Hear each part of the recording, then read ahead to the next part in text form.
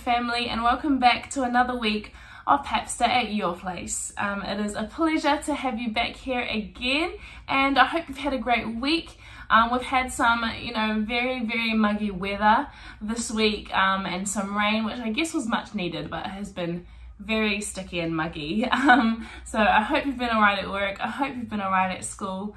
But we have come to another Sabbath, and it is just great to be here together again, to spend time together, to check in, and to connect with each other and with God. So welcome back, and it is great to see you. This week we have had a huge announcement come from our lead pastor Karyn about how we are going to move forward over the next couple weeks as a church. And before I show you that video, I just want to say thank you so much to all of you that sent your feedback through, and that we spoke to, that shared your heart and shared your thoughts about church and how you're feeling right now. And I know it has been really tough going, not being able to meet together in person all this time. But we have made a decision. Our elders have met and agreed on something that we think is the best way for us to move forward right now as a church. So let's hear what Karyn has to say to us. I read an article in Adventist Today on Sabbath, and it was called The Theology of Difference. And I really connected with what this guy wrote. And I thought it was a really great message and reminder for our country, for our church, and especially for our unique expression of church here at Papster. He talked about the fact that humanity is 99.9% genetically the same. Yet we spend so much of our time focusing on what makes us different from one another. Our difference, he says, is a part of God's original intent. He says God made us the same, but also unique. Our differences are God-given, and they are good. After all, God declared his creation very good. He goes on to say in his article that diversity is God's signature of love on creation. It's no wonder then that the enemy of everything that is good is on a mission to weaponize our differences against each other. And I'm sad to say that the enemy's been really quite successful in this endeavor. A disturbingly significant number of our conflicts are rooted solely in our differences. But what if we could flip that on its head? What if we could be a community that embraces both our diversity and our differences? What if we were a community that were to put each other's needs and wants ahead of our own? What if we really listened to people to understand how and why they think differently to us, and yet continue to include and love them no matter what? What if we saw our diversity as God's signature of love on humanity? You know, I think it's fair to say that we have never seen anything like the challenges that have been presented to the church, to our nation, and even to the world as we've seen in the last couple of years. This is new territory for every one of us, and we're all endeavouring to work through this season in the very best way possible. As New Zealand continues in the traffic light framework, many organisations and businesses and us as individuals are having to make decisions that we have never made before. Over many months, with much research, with lots of discussion with you and with our leadership team, and of course with much prayer. Our leadership team have assessed the options that are available to us. In deciding on the best way forward for our church, we choose to keep who God is and how He loves and how He includes every one of us at the core of our decision. We keep our unique mission and values front and center. We value inclusive community. And our complex here in South Auckland will continue to be open to everyone. You know, Jesus, while He was here on earth, He broke down every dividing wall. And we don't want to put any division back up. Also, as much as possible and in line with Scripture, we want to comply with government directives. Therefore, our current plan to work through the next part of this season is this. Firstly, we are choosing to not use vaccination passports, but we will continue to follow government guidelines. And we want to meet in groups of no more than 25 while we remain at red. From the 5th of March, our Epic and our 360 environments will be meeting in person here at Papster. And I want you to stay updated by the ads as they come out over these next couple of weeks as we continue to update you on that. A mini Papster at your place will continue to be created each and every week. If you are 18 plus, we want to really encourage you to create and meet in groups of 25 people or less. You can book a space here at Papster, you can meet outside, or you may want to meet in your homes. But ideally, you will meet on Sabbath sometime as we continue to uphold our value of holistic living. Papster at your place will introduce a topic and provide discussion questions each week so that as a faith community, we can continue to journey together. There will be groups available to join at Papster, and we will keep you posted as we know about the times and the leaders that will be running those groups through our e-update. Once that group reaches 25, they will be full, so we'll have a system where you can book into those groups if you want. If you need help starting or finding a group, please contact me or anyone from our staff team because we're really keen to link everybody into a group. We're going to trial this for the next 6 weeks. So we'd love your groups to begin meeting straight away, and our Epic and 360 environments will start from March. But from now until the end of March, we would love to get your continued input. We want to hear what's working well and perhaps what needs tweaking so that we can continue to make a plan moving forward from April as well. I really believe that as we continue to be an inclusive community, as we continue to love and embrace people for who they are and for how they are uniquely different to us, God will be seen. And He'll be seen in a really tangible way.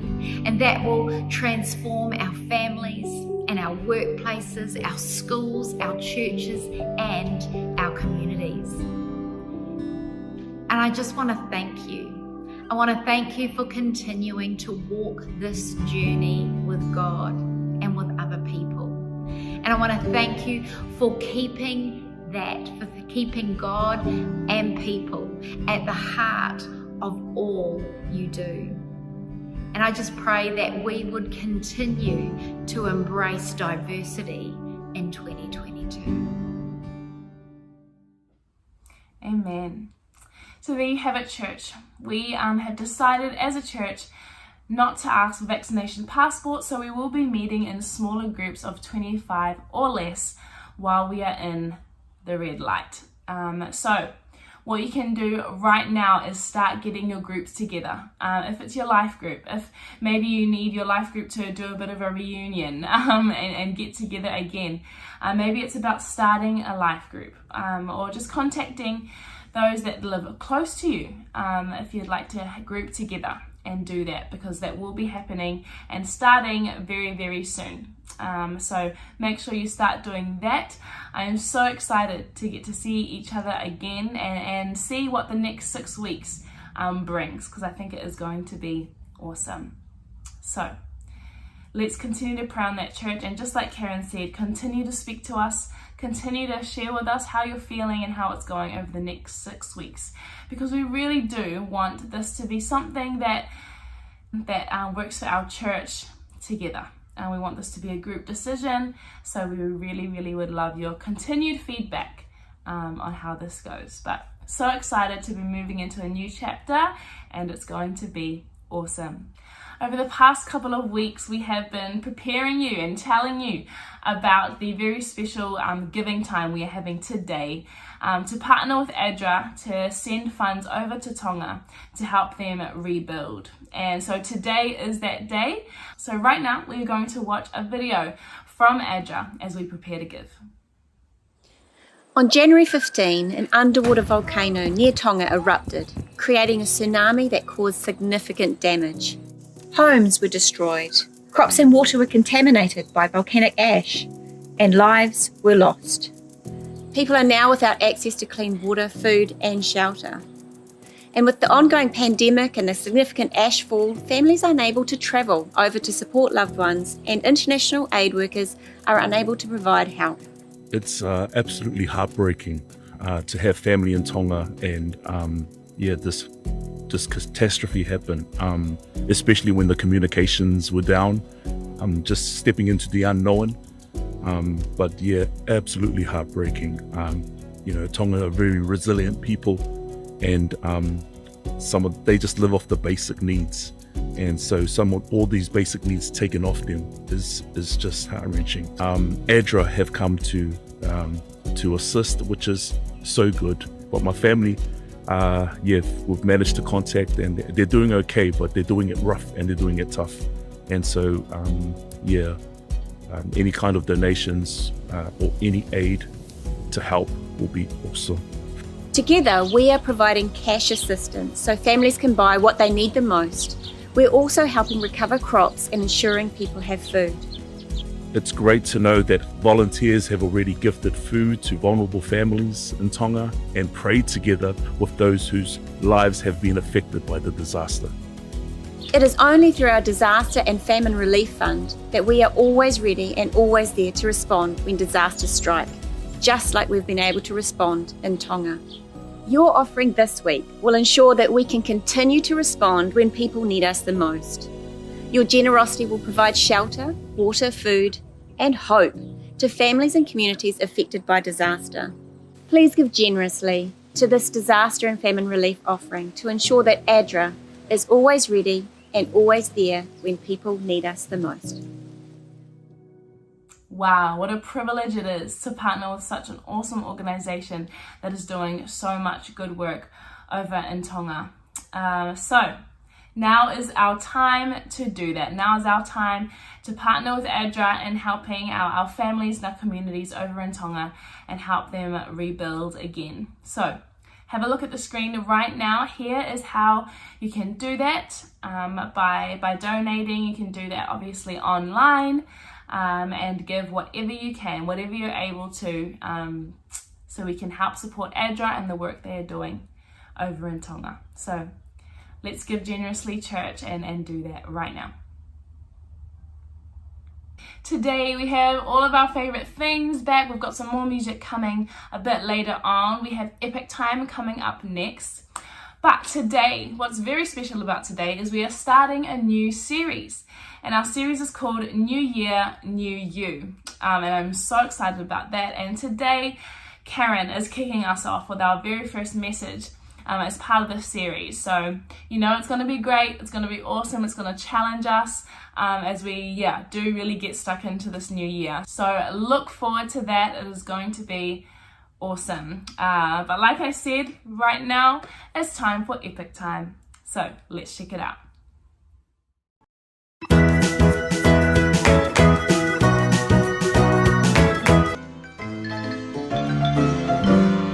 Oh, who are the people in your neighborhood, in your neighborhood, in your neighborhood? Hi everyone, welcome back to Epic Time. So as you know, it is really hot today. So me and Patty are outside and we're in the little swimming pool that we've got for her, and we're going to play boats. I have made a little boat here just out of a pool noodle and just made a little flag, and I've got Patty's little favourite ball, and we're going to see which floats the best. Are you ready? Okay, let's go. Okay, here we are. We've got the ball in, and then we're going to pop the boat in. Well, we better turn it the right way up, which is floating. Patty, what's happening there? Ah, yes, see, the ball has already sunk and the pool noodle boat is floating. Oh, look at that. Patty, do you want to go play with it? Yeah? Okay, away you go.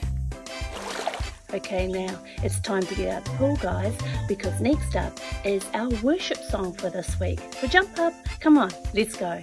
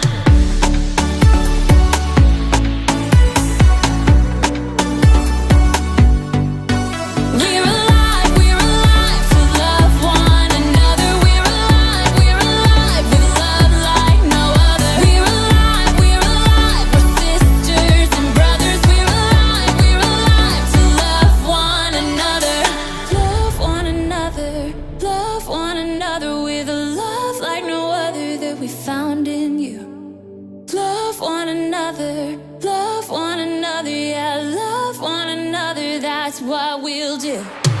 Love one another with a love like no other that we found in you. Love one another, yeah, love one another, that's what we'll do. We're alive to love one another. We're alive with a love like no other. We're alive, we're sisters and brothers. We're alive to love one another.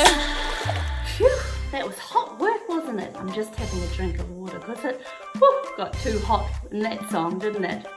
Wow, I'm here and I'm going to fill up my water container because it's all empty now, so I can put it back into the fridge for some nice cool water later. Our Bible story today is about when Jesus went to a well and met a woman. Now, a well, back in the olden days, they didn't have taps like this. So they had built a well, so they would dig down into the ground, and most often there would be water. And if they couldn't find water, they would dig another hole. And so they built a nice big stone cover over top, and they would lower their buckets down, get their water so that they could have a nice cool drink. Luckily, here we don't have to do digging for wells anymore because our water comes from our taps. Do you know that in some countries still in the world, people still have to go and get water from their well? So be thankful that you don't have to do that. Alright, I'm going to go fill up my water while we watch the story.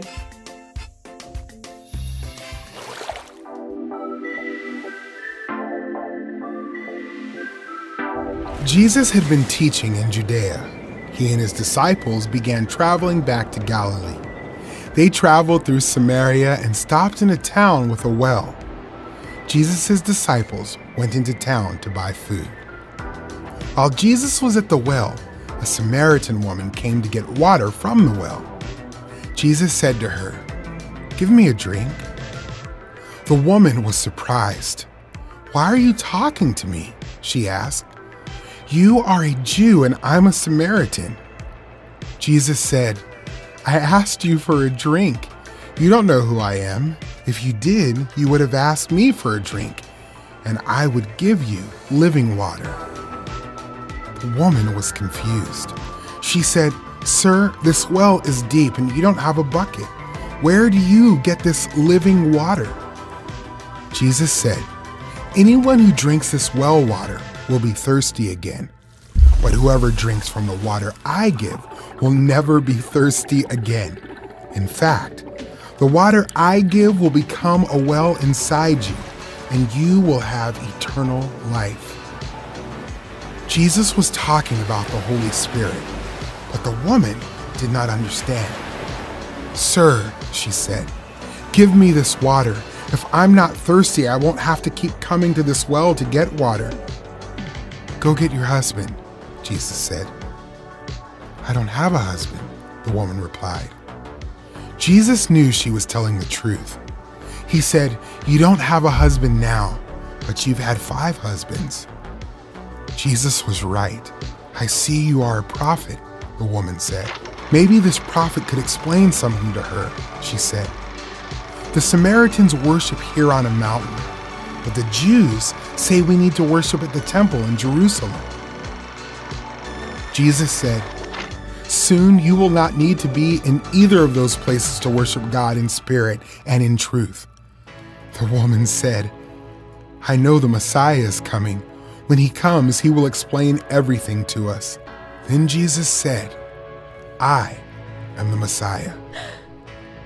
The woman left and told the people in her town, "Come see a man who told me everything I ever did. Could this be the Messiah?" Many Samaritans believed in Jesus because of what the woman said. Jesus stayed in their town for 2 days. Many more believed because of what Jesus said. They told the woman, "We no longer believe because of what you said, for we have heard for ourselves and know that this really is the Savior of the world." Well, that story can be found in John chapter 4. The woman from Samaria probably felt like she didn't matter to anyone.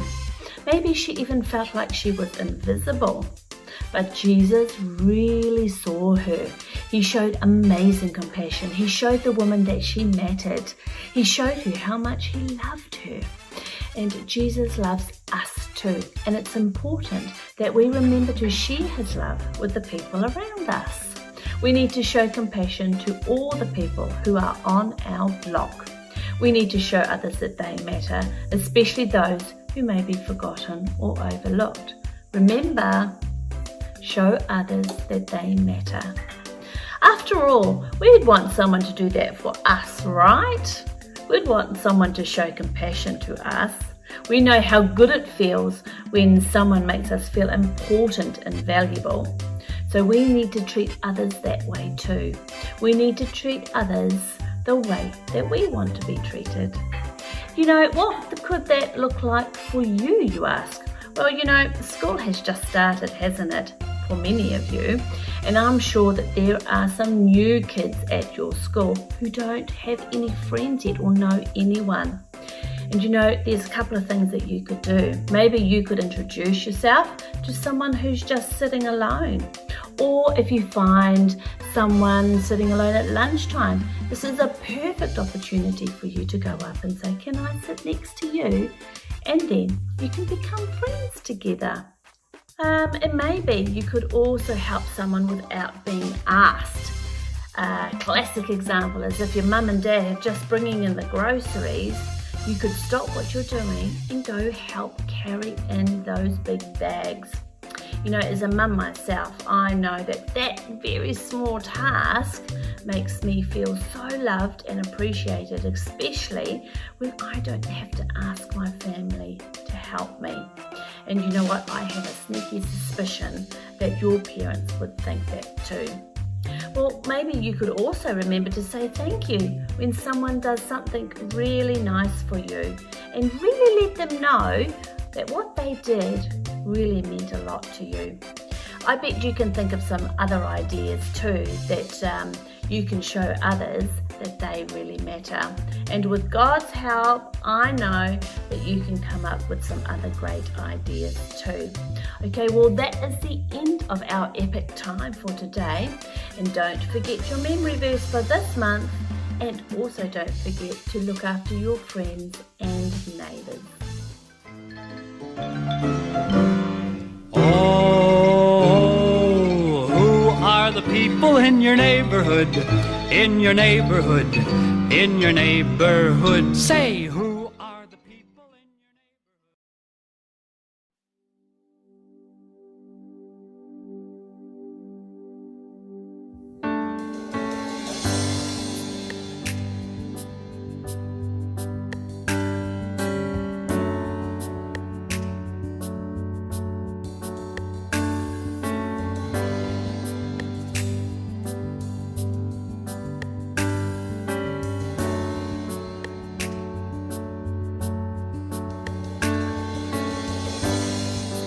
Walking around these walls, I thought by now they'd fall, but you have never failed me yet.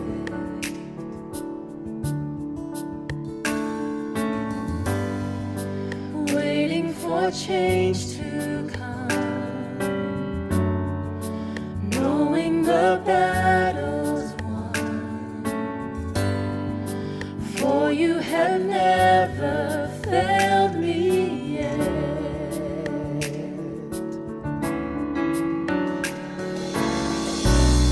Your promise still stands, great is your faithfulness, faithfulness.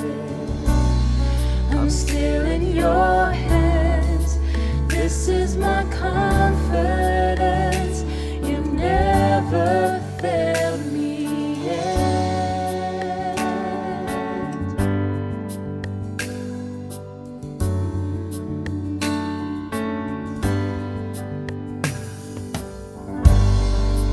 I know the night won't last, your word will come to pass, and my heart will sing your praise again. Jesus, Jesus, you're still enough. Keep me within your love. My heart will sing your praise again.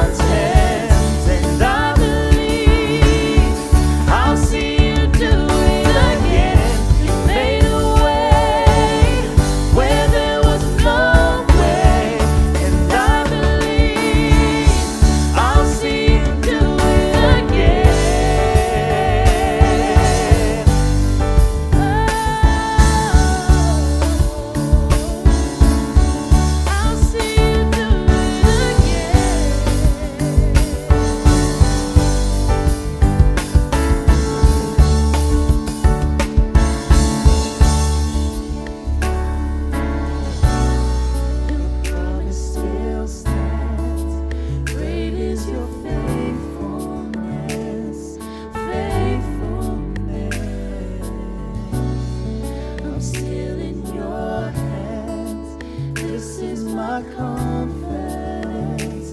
You've never failed me yet.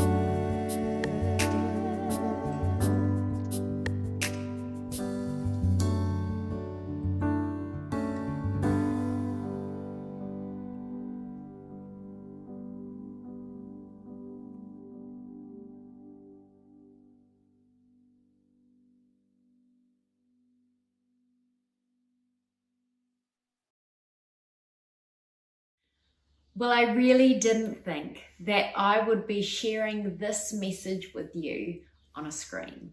I certainly hoped I wouldn't.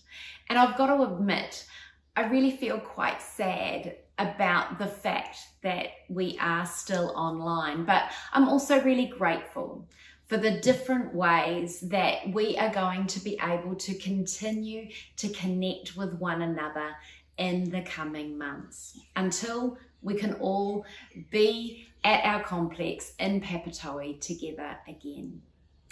The last couple of years haven't been easy for most of us, but I think they have caused a lot of us to reassess our lives and to reprioritize or to readjust how we do life.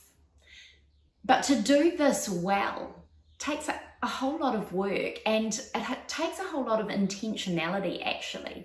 It takes work and intentionality on our attitude and on our actions as well, especially if we want to continue to move forward in a way that isn't all about us, that isn't all about me, but instead to move forward in unselfish, embracing and positive ways. In order for us to ensure that our negative history doesn't repeat itself, we have to own our role in the parts of our lives that have been negative, to make sure that our future isn't a repeat of the bits of the past that we don't want to repeat. We have to pause, but we often don't, because we're in such a hurry for most of the time. We have to pause long enough to actually own our part, to own what was our fault, to own that part of the disaster that was ours to own, whether it was professionally or romantically or relationally or academically or even with God. I think the reason that we don't do this more is because, let's face it, there's nothing to own. It wasn't your fault, was it? I mean, it wasn't your fault she left. Wasn't your fault that he fell in love with the bottle, right? It's not your fault that he didn't tell you about his habit. It's not your fault that nobody can work for that guy. Everybody knows he's a jerk. It's not your fault that you don't feel close to God. Church obviously missed something for you. It's not your fault that she was an unfair teacher. I mean, everybody else passed, but still, she was so unfair. And I'm telling you, from day one in that class, I could tell that she had it in for me. No wonder I didn't pass. This whole school is against me. It's not my fault. How was I supposed to know that the economy was going to do what it did? It's not my fault. The reason that we don't pause and own a part of our history is because there's something in you and there's something in me that says, you know what? I think there's a better story to tell. And I don't want to tell a story about how I screwed up. I'd rather tell a story about how unfair they were, how dishonest they were, how fake and how they just and how they never and how they always kept me offside. I don't want to talk about me. I want to talk about them. But here's the thing. Our best bet for a successful future is to own our share of the past. This is huge. Our best bet for a successful future as we start over with whatever it is that we are starting over with is to fully own our part of the past. And the reason that this is so hard for us actually comes from the Bible. And we will see today that we actually come by this honestly. If you are a part of humanity, if you are a part of the human race, it is in you to blame other people. It's in you to blame circumstances, to blame somebody else. It's in us to ignore our part and to get so wrapped up in our story, our poor, hard done by story, because that's the story that people sympathize with. We often actually get so wrapped up in our story that we don't stop long enough to ask the question, what was my part in the breakdown? What was my part in the thing that I want to restart? And the reason that we are so good at this, church, is because we are related to the very first two biblical characters, Adam and Eve. And today we're going to explore a little bit of their story. Here's how it starts, right in Genesis 1. It says, so God created man in his own image. There's a whole lot in that one statement.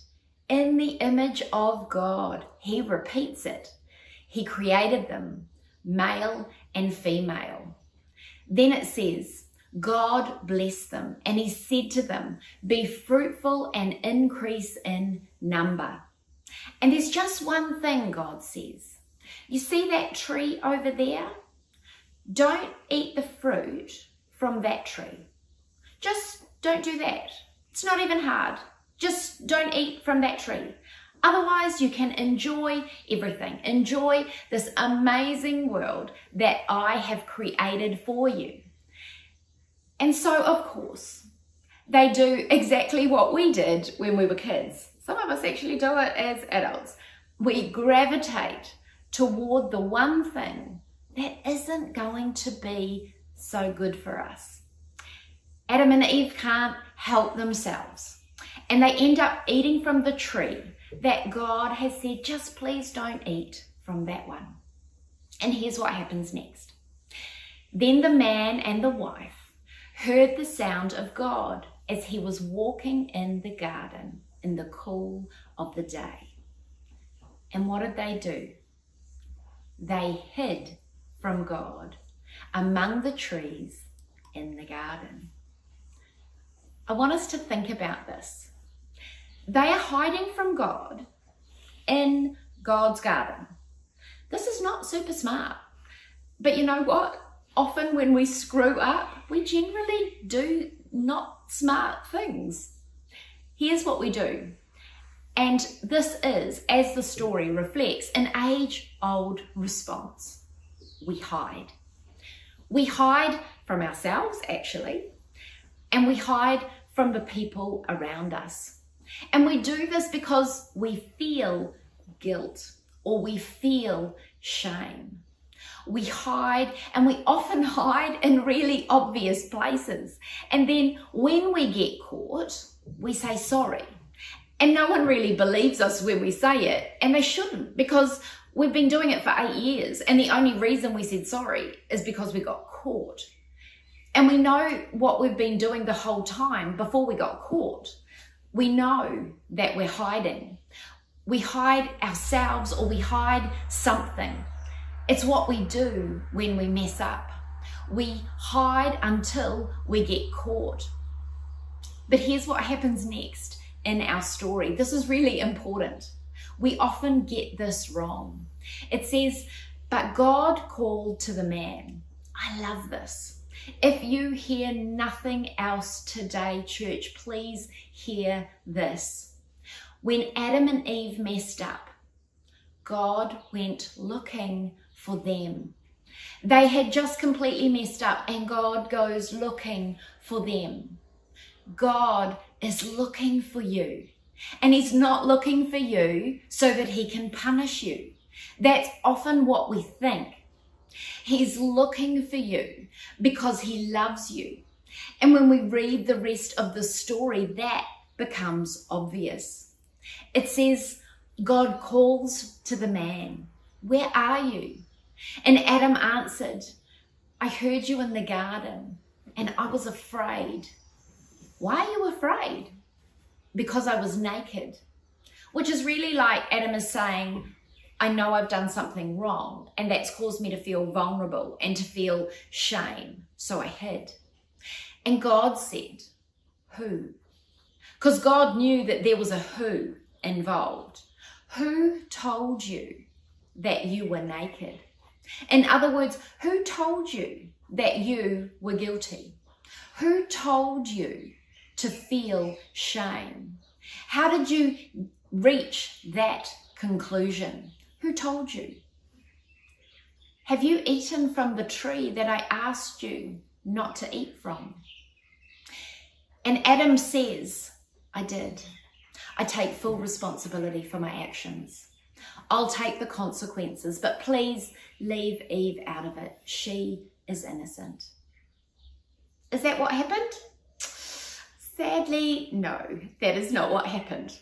Here's the thing, and this is huge. The very first thing that they do after they are caught is what we tend to do when we get caught.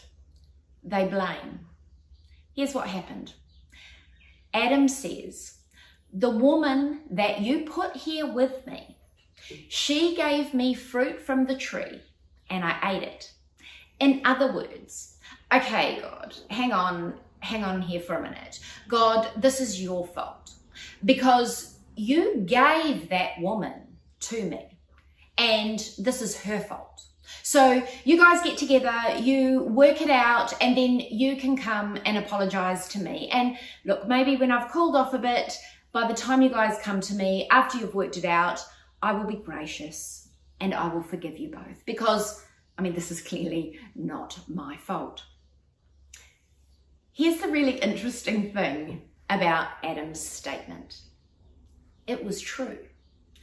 It just wasn't the whole truth. And this is what we do.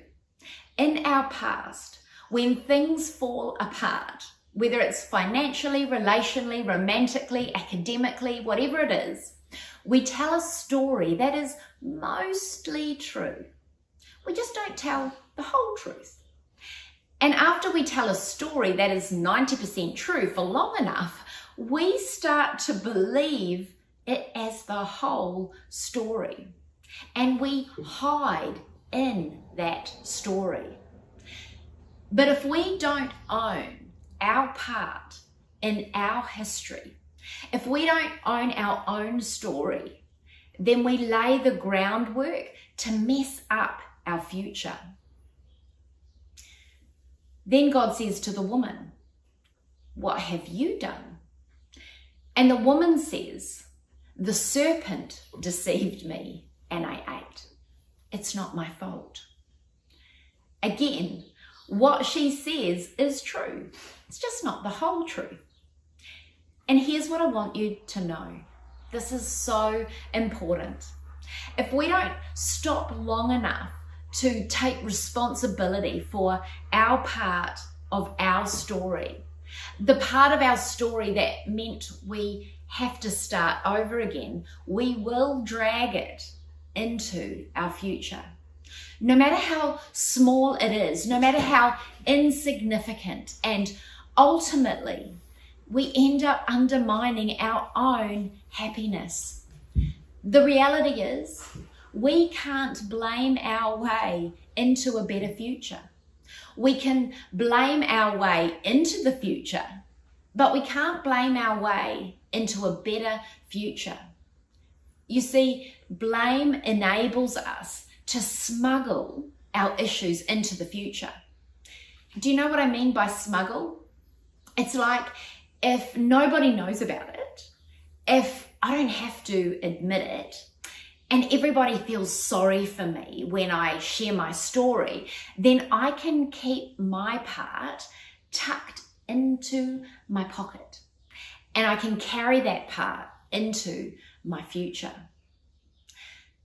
Blame allows us to smuggle our dysfunction, to smuggle our habit, our poor relationship skills, our bad decision-making skills, our unresolved daddy issues. Blame allows us to smuggle our stuff, our mess, into our future. And that is why it's deadly. It's why that we can't do it.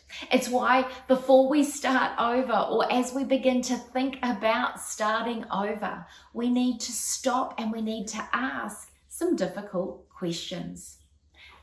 What was my part? We have to own it. Otherwise, blame will set us up for a repeat performance. Because blame allows us to smuggle our past into our future. And that sets us up to do exactly what we did last time. Even though what we did last time might sometimes seem inconsequential. Here we go again. As long as we are blaming, as long as we are hiding, as long as we're smuggling, there's this unresolved thing. There's a tension. And I'm telling you, please hear me on this. It will impair our ability to see clearly into our future. And it does that as we make our next lot of decisions. It just does.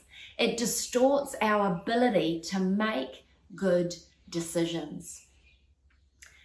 One of the things that Jesus said while he was here on earth, in one of his most profound and well-known sermons, his Sermon on the Mount, was, "Blessed are the pure in heart, for they will see God." It's important here to understand that pure doesn't mean perfect. I think we often get that wrong. It doesn't mean that we don't or we won't mess up. Pure in heart means those with integrity, those with moral courage, those who are honest, those who own their stuff. They will see God. The more we do to own our mess, the more we do to get rid of the stuff that we are hiding, get rid of the stuff that we never owned up to, get rid of the stuff that we are afraid to admit to, the more we will see God. Because we'll stop running and we'll stop hiding. And if we admit our part, we can't stay as mad as we've enjoyed being. If we own our part, it means we take a little bit of what we blamed them for away. And if we begin to own our part, we can't stay as angry about their part. Blessed are the pure in heart, for they will see God.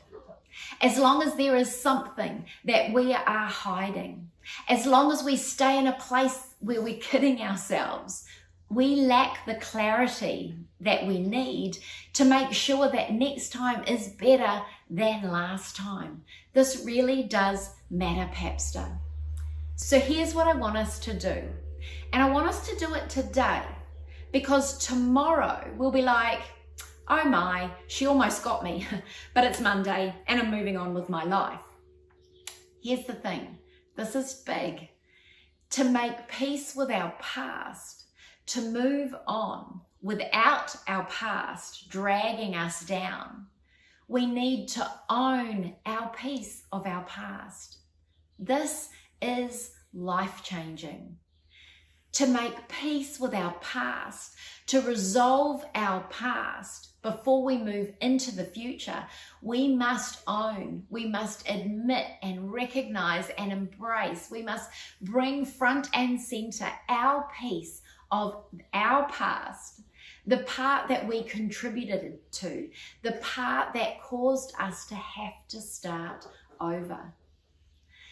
The bigger and more emotional our story is, the less likely it is that we will pause long enough to realize and to recognize the role that we played. And regardless of how small it is or how small it was, if we drag it around with us, it will undermine our future. So we have to own it. Before we start over, we have to own it. So what does this look like? Well, maybe our last debacle could have been avoided if we just paid attention to that voice. In the moment you knew, you should probably call and do a background check. You should probably follow up, but you're unsure because it will undermine what you've actually already decided you want to do. People I trusted warned me, but I wouldn't listen. I played a part. I didn't listen. Maybe I stayed in that relationship too long, and because of that, I enabled. It turned out he had real issues, or she had real issues. I'd like to say the whole thing was their fault, but you know what? I played a part. I am a mess because I stayed too long, and now I'm a little bit unhealthy as a result of their issue, and that's my fault. I chose to stay. I got greedy. I decided I had to have it. I was lonely. I knew, but I was lonely. I was jealous. I saw my brother's career, and I saw my sister marry that guy, and my brother-in-law had it going on. And honestly, the reason I took on that debt, the reason I leased it, the reason I bought the house, the reason, if I'm being perfectly honest, I can blame the economy, and yeah, I lost my job in the middle of it all, and I could blame all that. But the real reason that I'm carrying all this debt is that I looked around and it felt like everyone else was getting ahead, and I was jealous. I have to own that. I should have confronted her. I should have confronted him, but I was afraid. Yes, they were wrong. And yeah, it was just stuff. And yeah, I had a feeling. I kept finding stuff, and my best friend said, you need to talk to her. You need to talk to him. I knew I needed to ask the question, but I was afraid. And I let my fear get the better of me. So yeah, I guess I played a part. I was afraid. That was my fault. I have to own that.